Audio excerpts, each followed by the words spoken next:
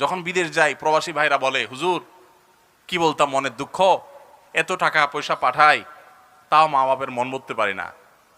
কি যে বিদেশ করো বাবা, তোমার কত পরে গেছে অমুকের ছেলে, পুরো এলাকা কিনে আলেস, পুরো এলাকা কিনে আলেস। আহা, চাচারা বাবাজিরা কান খাড়া করে শুনেন, কিয়ামতের ময়দানে জাহান্নামে ওই ছেলেকে ফেলানোর আগে আপনাকে উপর করে ফেলানো হবে।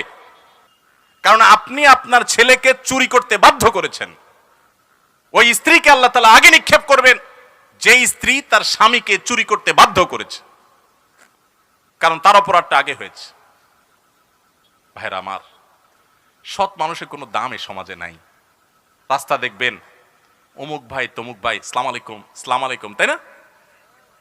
কিন্তু সৎ মানুষ 2 নম্বর পথে টাকা কামাই করে না। এলাকা, প্রত্যেকটা এলাকাতে কিন্তু কম বেশি সৎ মানুষ আছে। সরকারি বেসরকারি চাকরি করছেন বিভিন্ন ক্ষেত্রে সৎ আছে না? বহু লোক এলাকাবাসী কিন্তু চিনে কে সৎ কে অসৎ, তাই না? বেশিরভাগ ক্ষেত্রেই চিনে। এই সৎ মানুষদের কোনো দাম, আরে অন্য কোথাও তো দাম নাই, দাম নাই। এই যে মাহফিলে, মাহফিলের মঞ্চেও দাম নাই।